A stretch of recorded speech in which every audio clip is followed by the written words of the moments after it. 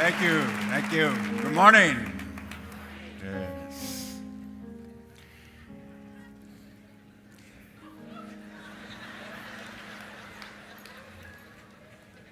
Some people say to me that, well, I'm not like you.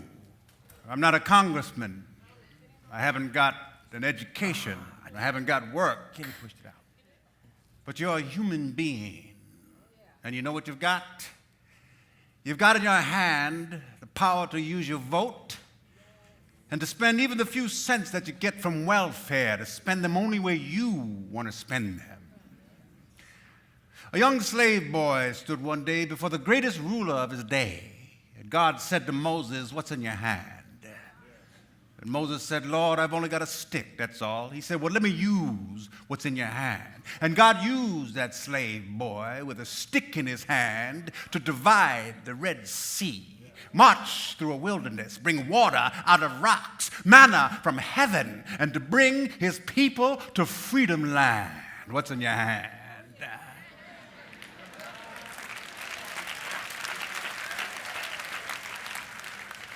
George Washington Carver, who was so frail that he was traded for a broken-down horse as a slave boy. And George Washington Carver, sitting in his science laboratory at Tuskegee, said to me, "Dr. Powell, I just go out on the field each morning at 5 o'clock, and I let God guide me. And I bring back these little things, and I work them over in my laboratory. And that man did more to revolutionize the agricultural science of peanuts and of cotton and of sweet potato than any other human being in the field of agricultural science." What's in your hand? Just let God use you, that's all. What's in your hand?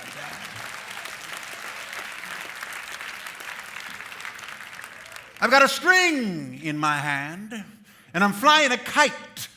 And way up in the heavens, lightning strikes it, and I, Benjamin Franklin, discover for the first time the possibilities of electricity with a string in my hand. What's in your hand, little hunchback, sitting in a Roman jail? I haven't got anything in my hand but an old quill pen, but God says, "Write what I tell you to write."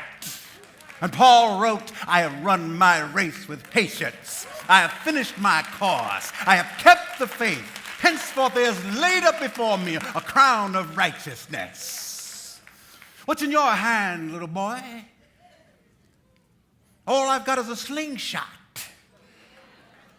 But the enemies of my people are great and big and more numerous than we are.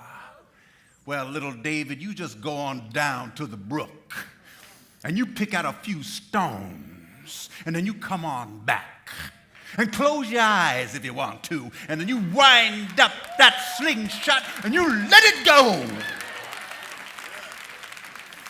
And David killed the biggest enemy, the leader of the giants, against his people, just letting God got a stone in his hand. And a few years later, David is a king. And God says to David, "What's in your hand?" He said, "Lord, I've got a harp in my hand." He said, "Well, David, play on your harp." And David played, "The Lord is my shepherd, I shall not want. He maketh me to lie down in green pastures. He leadeth me beside still waters. Yea, though I walk through the valley of the shadow of death, I will fear no evil." What's in your hand? Man hanging on a cross. I've got 2 nails in my hand. "Father, I stretch my hands to thee. No other help I know. If thou withdraw thyself from me, whither shall I go?" And that man, with 2 nails in his hand, split history in half, BC and AD.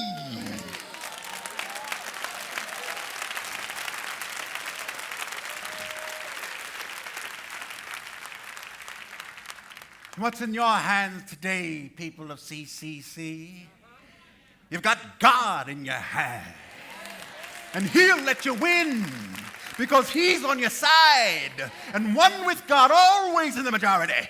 So walk with Him and talk with Him and work with Him and stick together and fight together, because with God's hand in your hands, victory will be accomplished.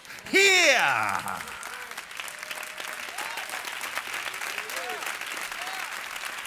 Sooner than you dreamed, sooner than you hoped, sooner than you prayed for, sooner than you imagined.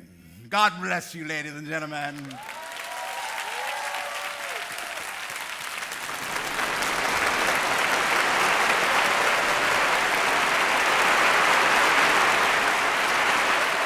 Oh, by the way, keep the faith, baby.